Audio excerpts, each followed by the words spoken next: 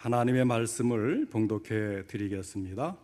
디모데전서 4장 12절부터 16절까지 제가 봉독을 해 드리겠습니다.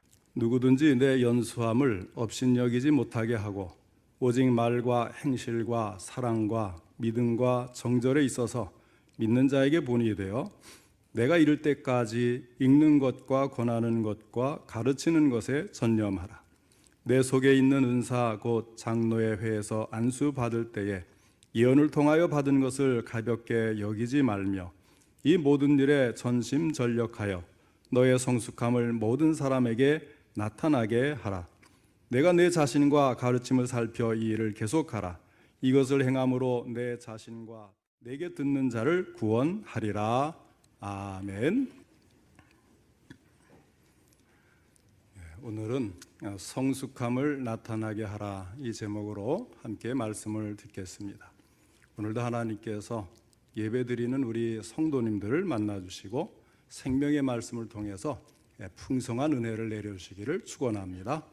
먼저 하나님께 기도드리겠습니다. 사랑이 많으신 하나님 아버지, 오늘도 우리의 예배를 받으시고 귀한 말씀을 주시니 감사를 드립니다. 이 말씀을 통해서 저희들에게 하시고자 하는 하나님의 말씀이 들려줄 수 있도록 성령님께서 함께 하시고 전할 때도 들을 때도 도와주시기를 간절히 바라곤 합니다. 바르게 전하고 또 바르게 듣고 깨달은 것을 실천할 수 있는 믿음을 더해 주옵소서. 예수님의 이름으로 기도하옵나이다. 아멘. 금년에는 성숙함을 나타나게 하라 이 표를 가지고 우리가 연초부터 성숙한 신앙, 성숙한 그리스도인에 대해서 말씀을 들었습니다. 오늘은 이제 시리즈로 세 번째 마지막 시리즈가 되겠어요. 우리가 모든 말씀은 또 성숙한데 도움이 되는 말씀이기 때문에 모두가 다 우리에게 성숙함을 지향하지만은 이 핵심 주제를 가지고 오늘 마지막 세 번째로 말씀을 나누고자 하는 것입니다. 오늘 말씀은 본래 바울 사도가 그의 동역자요 수제자요 믿음의 아들인 디모데에게 신앙의 지도자로서 갖춰야 할 덕목을 권면해 주는 내용의 말씀입니다. 디모데는 이미 어려서부터 그의 어머니로부터 신앙의 훌륭한 유산을 물려받았고 바울에 의해서 발탁이 되어서 데살로니가 교회와 고린도 교회, 빌립보 교회에서 목회를 했을 뿐만 아니라 중요한 사건이나 일이 있을 때마다 바울과 동행하였거나 그를 도왔던 사람입니다. 오늘 본문은 이와 같이 인간적으로나 신앙적으로나 아주 친밀한 관계에 있는 디모데에게 바울이 권면을 해주는 내용입니다. 그리고 15절에서 이 모든 일에 전심전력하여 너의 성숙함을 모든 사람에게 나타나게 하라 요구하고 있습니다. 우리는 왜 성숙한 신앙을 가져야 할까요? 그리고 왜 그 성숙함을 나타내야 합니까? 그 이유를 우리가 생각해 볼 때 첫째는 하나님께서는 어린아이를 일꾼으로 사용하실 수가 없기 때문입니다. 우리의 신앙이 성숙하지 못하고 여전히 어린아이로 남아있는 동안은 하나님께 절대로 크게 쓰임을 받을 수가 없다고 하는 사실입니다. 우리가 신앙생활을 하면서 꼭 알아야 할 것이 바로 이 점입니다. 어린아이의 상태로는 그 어떤 일도 할 수가 없는 것을 알아야 합니다. 아무리 똑똑한 아이라 하더라도 그 아이에게 수억 원짜리 저금 통장을 맡긴다든지 집 문서를 맡기지는 않습니다. 장성한 사람이 되어야 장성한 사람답게 쓰임을 받고 축복도 받는 것입니다. 모세를 불러 사용하실 때 하나님은 그가 80세가 되도록 참으시며 기다리셨습니다. 왜 그랬을까요? 젊을수록 더 쓸모가 있었을 텐데 왜 나이가 들어서 흰머리가 되도록 기다려야 했던 거냐 하는 겁니다. 그가 영적으로 성숙해지고 인격적으로 성장했을 때 하나님은 그를 사용하시려고 하는 것입니다. 젖을 먹는 사람을 데려다가 무엇을 시키겠습니까? 일일이 간섭하고 챙겨주고 보살펴 주어야 하는 사람에게 무슨 일을 맡기겠습니까? 모세는 성숙한 다음에 일을 했기 때문에 큰 일을 할 수가 있었고 승리의 삶을 살 수가 있었던 것입니다. 그러므로 성경은 하나님의 성도된 우리들에게 성숙해져야 한다고 말씀을 하고 있습니다. 둘째 이유는 소망이 하나님께만 있기 때문입니다. 우리가 성숙해지고 하나님께 쓰임받는 사람이 되어야 할 진정한 동기가 무엇이냐고 할 때에 그것은 우리의 소망은 오직 살아계신 하나님께만 있기 때문입니다. 디모데전서 4장 9절로 10절의 말씀, 오늘 읽은 말씀 바로 앞에 있는 말씀입니다. 미쁘다 이 말이여 모든 사람들이 받을만 하도다. 이를 위하여 우리가 수고하고 힘쓰는 것은 우리 소망을 살아계신 하나님께 두미니 곧 모든 사람 특히 믿는 자들의 구주시라 하였습니다. 우리가 왜 수고하고 왜 힘쓰느냐 하는 거예요. 우리의 소망을 살아계신 하나님께 두기 때문이라는 거예요. 그런데 이 하나님께 둔다는 이 말씀이 원어에는 하나님께만 이렇게 강조되어 있어요. 그러니까 우리가 하나님께만 소망이 있기 때문에 그 하나님을 위해서 우리가 수고하고 힘쓰는 것이고 이를 위해서는 우리가 성숙해져야 일을 할 수가 있다는 것입니다. 사랑하는 성도 여러분, 우리에게 왜 영적인 관심이 쇠퇴할까요? 성경에 대한 관심이나 기도에 대한 목마른 관심이 사라지고 있다면 이 사라지는 이유가 무엇이라고 생각하십니까? 그것은 우리가 소망을 하나님께만 두지 않기 때문이라는 거예요. 내 소망이 하나님께만 있다면 우리는 하나님께 매달리고자 할 것입니다. 그러나 우리가 소망을 하나님이 아닌 다른 것에 둘 때에 우상을 하나님으로 대체하기 시작할 때 하나님이 아닌 이 세상이 내게 더 좋은 것을 줄 수 있다고 생각을 할 때 그때부터 우리의 영적인 관심은 쇠퇴하기 시작하는 것입니다. 야고보서 1장 15절 이하의 말씀입니다. 욕심이 잉태한 즉 죄를 낳고 죄가 장성한 즉 사망을 낳느니라. 내 사랑하는 형제들아 속지 말라. 온갖 좋은 은사와 온전한 선물이 다 위로부터 빛들의 아버지께로부터 내려오나니 하였습니다. 가장 좋은 것은 하나님이 주신다고 하는 거예요. 지금 사도 바울은 이렇게 말씀을 합니다. 여러분 소망을 오직 하나님께만 두시기 바랍니다. 그러자 다시 야고보는 이렇게 말을 해요. 여러분 좋은 것은 오직 하나님께서만 주십니다. 하나님께만 소망을 두시기 바랍니다. 우리가 왜 세상적인 욕심을 갖게 되고 왜 하나님에게서 관심이 멀어지고 영적인 관심이 쇠퇴합니까? 많은 이유가 있겠지만 그 가장 중요한 이유는 우리의 소망을 하나님 밖에 두고 있기 때문이라고 성경은 가르치고 있습니다. 예전에는 교회가 예배당마다 가득 차고 또 신학교에 들어가고자 하는 젊은이들이 굉장히 많았어요. 그래서 경쟁률이 너무 높아가지고 저도 이제 어렸을 때 소원한 것을 이루기 위해서 이제 일반 대학을 나오고 직장 생활을 하다가 하나님이 다시 부르시기에 이제 총신대 신대원을 들어가려고 하는데 경쟁률이 얼마나 센지 서울대 나온 사람들이 재수를 하고 삼수를 해야만 들어가는 그런 경우가 있었습니다. 그런데 요즘에는 미달이에요. 들어가려는 사람이 없어요. 그래서 도시의 큰 교회들도 부교육자 구하기가 그렇게 힘들다 그래요. 하려는 사람이 없고 또 이제 졸업을 해서 목사 안수 받는 사람도 숫자가 줄어드니까 큰 교회들도 대우가 좋은데도 부교육자를 구하기가 어렵다는 거예요. 왜 그렇습니까? 하나님께 매달리는 사람은 소망이 하나님께만 있는 줄 아는 거예요. 예전에는 젊은이들이 일찍부터 이 사실을 알기 때문에 어떻게든지 신앙으로 성장하려고 하고 신앙으로 성장하다 보니까 내가 주님을 위해 어떻게 헌신할까 이 일을 위해서 기도하다 보니까 하나님이 부르시는 그 음성을 듣고 신학교로 몰려드니까 그냥 북적북적하고 경쟁이 세고 어떻게 하든지 그걸 뚫고 내가 하나님의 일을 해야 되겠다 악착같이 공부를 하고 들어가는데 그런데 점점 하나님보다는 세상이 더 좋은 거예요. 하나님이 아닌 세상이 더 좋은 것을 줄 것 같은 착각 속에 사는 것입니다. 그러다 보니까 점점 신앙이 쇠퇴할 수밖에 없는 것이죠. 우리가 신앙으로 더욱 성숙해지고 또 그것을 나타내며 하나님께 쓰임받고자 하는 이유가 어디 있습니까? 궁극적으로 소망은 오직 하나님께만 있기 때문입니다. 진정한 소망, 내 인생에 대한 가장 선한 것은 하나님만이 내게 주실 수가 있기 때문에 우리는 더욱 성숙해져야 하고 성숙함을 나타내야 하는 것입니다. 그러면 우리가 성숙함을 나타내야 될 실천적인 삶의 영역은 어떤 것일까요? 오늘 읽은 본문 12절 말씀을 보면 바울은 디모데에게 오직 말과 행실과 사랑과 믿음과 정절에 있어서 믿는 자에게 본이 되어 하고 말씀을 합니다.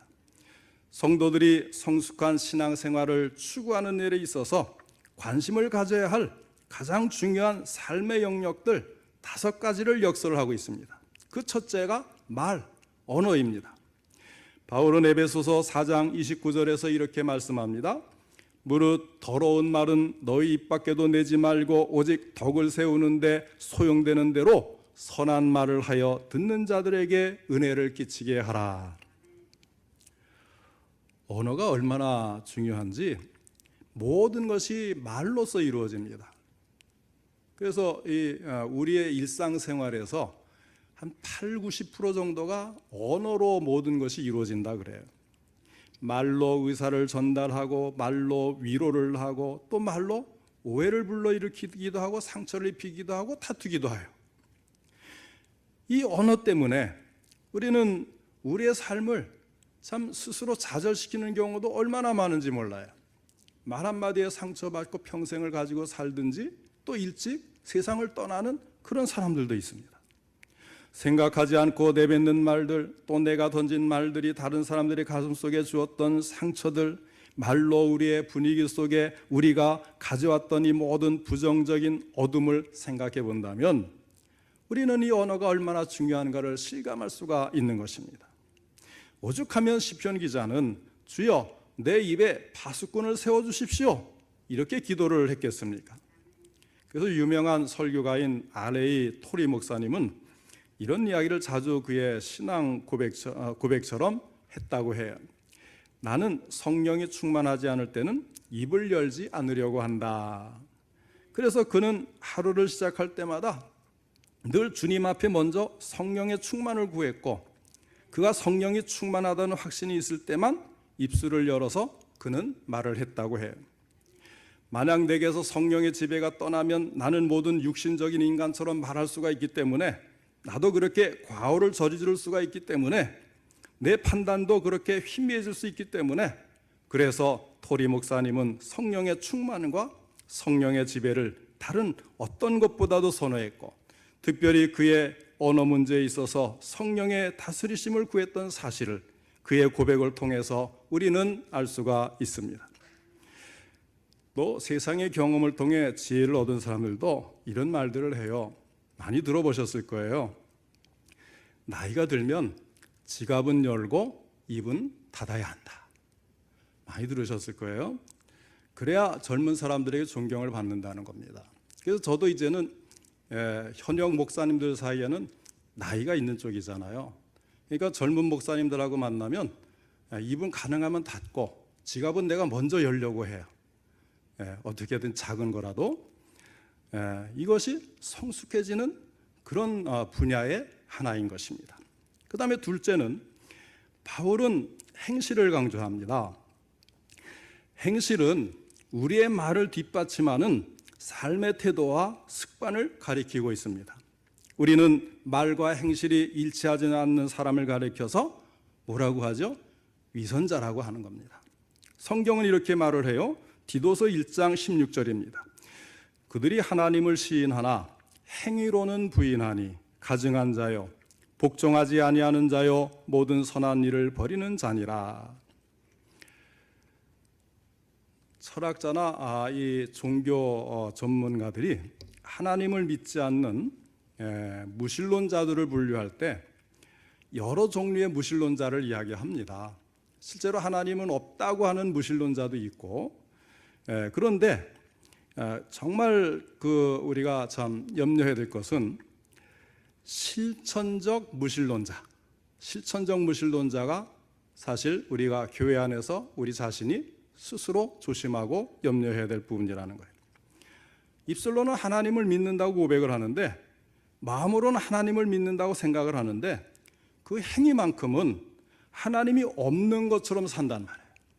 자기의 행동은, 자기의 일상생활은 하나님과 전혀 상관없이 하나님이 없는 것처럼 살고 있는 사람들, 그런 사람들을 가리켜서 신학적으로 실천적 무신론자 이렇게 이야기를 해요. 그러니까 교회에 모두가 하나님을 믿는다 하고 예수 믿는다 하고 신앙생활한다고 하는데 교회 문 밖에만 나가면 그 사람이 과연 하나님 믿는 사람인지 예수 믿는 사람인지 알 수가 없는 거예요.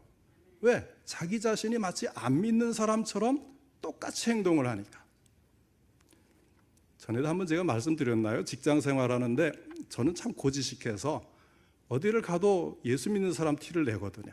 그래서 식사하기 전에 기도도 하고 술 가지고 오는데도 또 콜라 달라고 그러고 또 이제 회사에 가서도 제일 먼저 책상에 앉으면 기도하고 시작하고. 어느 날 접대하겠다고 거래처에서 저희 직원들을 데리고 왔는데 갑자기 거기 상무이사님이 그런 얘기를 해요. 존경합니다. 저는 잡사입니다. 그래. 뭐냐고 했더니 교회 집사인데 한 번도 자기는 교회 나간다고 누구한테 얘기해 본 적이 없대요. 저를 보니까 양심이 찔려가지고 그런 고백을 하는 거예요. 참 두렵고 떨리는 일이 아닐 수가 없습니다. 오늘 사도 바울은 말에 뒤따라오는 행실의 중요성을 강조합니다. 유명한 철학자 플라톤이 한 번은 심각한 오해를 주변에 있는 사람들에게 받고 있었습니다. 그런데도 그는 입술을 열어 자기의 처지를 변명하려고 하지를 않았어요. 그래서 한 제자가 나와서는 선생님 왜 변명을 안 하십니까? 그때 플라톤이 유명한 대답을 합니다. 그들의 비난을 종결시키는 것이 나의 변명은 아니다. 그들의 비난을 침묵시킬 수 있는 유일한 길은 나의 올바른 행위라고 믿기 때문이다 했다는 거예요. 우리는 얼마나 우리의 행위를 통해서 우리가 전한 그 말을 또 우리가 증거한 복음의 메시지를 행동으로 뒷받침하고자 하는지요. 유명한 아시시의 성자 프란시스를 기억하실 거예요. 한 번은 이 프란시스가 자기 제자를 데리고 마을로 내려가면서 이렇게 말을 합니다. 얘들아, 오늘 우리가 저 마을로 내려가서 하나님의 말씀을 설교하자. 그래서 제자들은 선생님이 오늘 어떤 말씀을 가지고 증거할 것인가 대단한 궁금증과 호기심을 가지고 그 뒤를 따라서 마을로 향해서 내려가기 시작을 했습니다. 그런데 선생님은 계속 침묵을 지키면서 마을까지 내려가셨어요. 마을을 내려온 후에도 프란시스는 전혀 그 입술을 열지 않고 그 마을을 돌기 시작합니다. 제자들은 이 프란시스 자기 스승의 뒤를 따라서 계속 돌기 시작합니다. 한참 후에 프란시스는 마을을 떠나서 다시 수도원이 있는 산으로 올라옵니다. 수도원에 다 돌아온 후에 제자들 중에 몇 사람이 의아해서 묻습니다. 선생님은 아까 설교를 하러 내려가자고 말씀하셨는데 말씀하지 않으셨습니다. 그 프란시스는 제자들에게 이런 이야기를 합니다. 우리가 아랫마을을 행진하고 있었을 때 사람들은 우리의 행동을 지켜보고 있었다. 그때 우리의 언어, 눈짓, 몸, 제스처, 걸음걸이 이 모든 것이 하나의 설교였다 하고 대답을 했답니다. 사랑하는 성도 여러분, 우리 주변의 모든 분들이 여러분을 지켜보고 있는 것을 알고 계십니까? 굉장한 관심을 가지고 교회 다니는 사람들을 보고 있어요. 특히 이제 마을이나 또는 주변의 친척들이나 그 사람이 교회 다닌다는 것을 알면 그 사람의 행동 하나하나를 다 지켜보고 있어요. 정말 예수 믿는 사람답게 사는가? 말대로 행동을 하는가? 말하고 약속을 지키는가? 또 태도는 정말 믿는 사람답게 친절하고 온유하고 사랑이 있는가? 계속 지켜보고 있다는 사실을 여러분 잊지 마시길 바랍니다. 그런 그들 앞에서 나는 예수 믿는 사람이다 떳떳이 말할 수 있는 성숙한 행동을 보여주고 있느냐 하는 것입니다.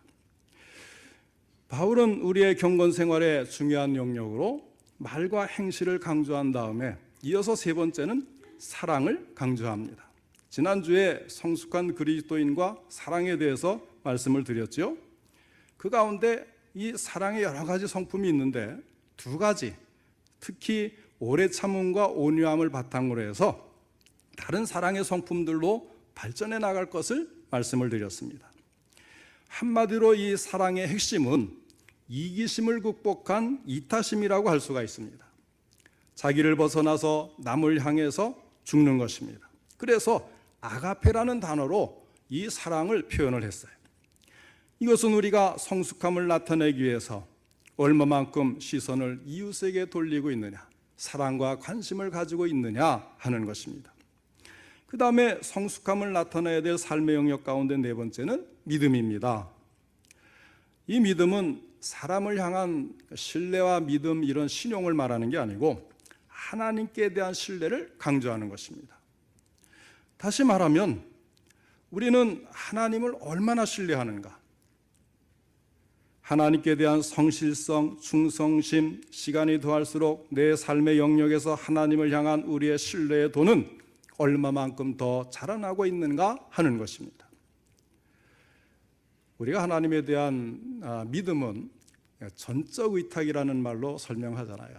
모든 것을 하나님께 완전히 맡기는 그런 신앙을 가지는 것입니다. 이것이 우리 신앙생활의 성숙함을 나타나게 하는 정도를 측정하게 할 것입니다. 마지막으로 바울은 정절의 영역을 더 강조하고 있습니다. 말과 행실과 사랑과 믿음과 그리고 정절에 대해서 믿는 자에게 본이 되라고 하였습니다. 이 정절이란 단어를 초대교회 교인들은 두 가지 관계에서 특별히 강조해서 사용을 합니다. 하나는 이성관계, 또 하나는 물질 거래하는 관계. 자, 이 두 가지 관계가 있을 때에 이 깨끗하다는 정절이라는 단어를 초대교회 교인들은 자주 사용을 한 것입니다. 유명한 역사학자인 플리니우스라는 사람이 기독교인들을 박해하던 시대에 로마의 트라얀 황제에게 자기가 살고 있는 마을에 그리스도인들이 어떠한가라는 상태를 보고하기 위해서 보고하는 편지를 쓰는데 그리스도인들에 관한 이런 아름다운 보고서를 쓴 일이 있습니다. 이 플리니우스는 기독교인이 아니에요. 그냥 황제에게 그 지역의 기독교인들의 동태를 보고를 한 것입니다. 거기에 뭐라고 되어 있냐면 그들, 그러니까 그리스도인들이죠. 그들은 결코 음란하지 않습니다. 그리고 그들은 도둑질하지도 않습니다. 그들은 약속을 어기지도 않습니다. 그리고 그들은 부채의 문제에 대해서도 절대로 깨끗합니다. 이런 보고의 내용이 들어가 있다는 거예요. 오늘날 이런 역사가는 둘째로 치고 많은 뉴스와 미디어, 인터넷 미디어들이 예수와 아무 상관없는 교회 밖에 있는 기자들이 그리스도인의 삶의 영역을 지켜보면서 과연 그 나라의 대통령이나 아니면 자기들의 수장에게 보고를 할 때에 그리스도인들은 이런 사람들입니다. 이렇게 증언할 수 있는 그런 모습이 우리에게 있느냐 하는 거예요. 그럴 수 없다는 아픔을 끌어안고 우리는 더욱 성숙함을 나타내는 그리스도인이 되기를 더욱 추구하면서 살아야 할 것입니다. 그래서 바울은 이렇게 말씀을 해요. 누구든지 내 연수함을 업신여기지 못하게 하고 오직 말과 행실과 사랑과 믿음과 정절에 있어서 믿는 자에게 본이 되어 하였습니다. 그렇다면 우리가 성숙한 그리스도인이 되기 위한 방법은 무엇일까요? 하나는 말씀, 또 하나는 은사를 사용하는 것입니다. 자, 먼저 말씀을 강조합니다. 13절에 내가 이를 때까지 읽는 것과 권하는 것과 가르치는 것에 전념하라. 바울은 말씀을 떠나서는 누구도 성숙함을 나타낼 수 없다는 사실을 너무나 잘 알고 있었습니다. 읽어라, 말씀을 읽어라, 어디에서나 말씀을 읽어라, 그리고 권하라. 사람들에게 이 말씀을 적용하도록 권하라, 또 가르치라. 여러분, 이 신앙의 지식이 늘기 위해서는요, 가르치는 것만큼 좋은 게 없어요. 그래서 교회에 와서 이제 신앙에 이 재미가 들리고 하나님을 사랑하게 되고 헌신하고자 하는 마음이 생기면 저는 이제 어느 정도는 그래도 이제 신앙인으로 이제 또 경험이 있어야겠죠. 그래서 제일 먼저 제가 원하는 거는 교사하십시오. 주일학교 교사를 하십시오. 그러면 가르치기 위해서 내가 더 많은 것을 공부하게 되고 신앙의 지식이 늘어납니다. 그래서 몇 사람 성공했어요. 새신자를 그렇게 해서 주일학교 교사로 이끌어왔는데 그 사람이 이제 세상에서 대학교 교수가 이제 그 일반 그 기업의 연구원으로 있다가 교수가 되었다가 지금은 목사님이 됐어요. 가르치는 것만큼 자기가 잘 배우는 방법은 없거든요. 그러면서 이 말씀을 읽고 생활에 옮기고 적용하기 위해 쓰고 그리고 열망적으로 이것을 내가 적용하여 살려는 그런 간절한 마음이 있을 때에 성장할 수가 있는 겁니다. 예수님 말씀하셨잖아요. 아버지여 그들을 진리로 거룩하게 하옵소서. 아버지의 말씀은 진리니이다. 아버지의 말씀, 성경 말씀은 진리라는 거예요. 이 진리를 떠나서는 거룩해질 수가 없기 때문에 진리로 거룩하게 해달라고 하나님께 기도하는 거예요. 그래서 바울은 이 말씀에 전념하라고 그 신앙의 아들인 디모데에게 권면을 하는 것입니다. 두 번째는 은사를 활용해야 돼요. 내가 가진 은사를 그냥 가지고 있으면 안 되고 적극적으로 하나님을 위해 활용을 하는 거예요. 그래서 바울은 말씀과 함께 은사를 활용할 것을 가르치는 것입니다. 하나님이 내게 주신 은사를 활용해야 돼요. 하나님이 각기 다른 은사를 우리 각 사람에게 주시지 않았습니까? 그 은사가 무엇이든지 주님을 섬기기 위해 주님의 일을 하기 위해 주님의 뜻을 이루기 위해 그것을 적극적으로 활용할 때에 우리는 성숙해질 수가 있는 것입니다. 여러분, 교회에 다니지 않고 신앙이 성숙한 사람 보셨나요? 저는 한 번도 못 봤거든요. 교회에 출석하지 않는 순간 이미 퇴보하는 거지 내리막길을 걷는 것이지 성숙과는 상관이 없어요. 그러면 교회에 계속 나오면 그 사람이 다 성숙합니까? 제자리 걸음을 할 뿐이란 말이에요. 봉사하지 않고는 성숙할 수가 없는 거예요. 교회 직분을 맡아서 적극적으로 정말 새벽부터 옛날엔 예배가 저녁에 끝났잖아요. 그럼 그 사이에 성가대 있죠, 주일학교 있죠, 또 무슨 전도회 있죠. 새벽부터 저녁까지 집 한 번 나오면 집에 들어갈 시간도 없이 하루 종일 고되도록 봉사를 하고 저녁에 해가 지면 터덜터덜 지친 몸을 이끌고 집으로 가는 겁니다. 평일날에는 봉사 안 하나요? 그런 사람들이? 그렇게 봉사를 할 때 정말 내 봉사를 통해서 하나님이 나타내시는 그 결과물들이 보여지지 않습니까? 나를 보람있게 하는 거예요. 의미 있고 가치 있는 것을 알게 하는 겁니다. 그럴 때 우리는 신앙이 무럭무럭 자라는 것입니다.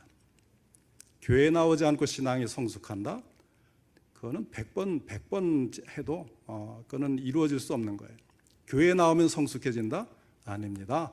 은사를 활용해서 적극적으로 참여하고 봉사하지 않고는 절대로 성숙해질 수가 없어요. 그리고 다른 성도들과 함께 짐을 지고 함께 협력하고 함께 노력하는 가운데서 사랑이 이루어지는 것이고 하나님이 함께 하시면서 역사가 나타난 것을 보게 되는데 나 혼자 무슨 성숙을 합니까? 절대 있을 수가 없어요.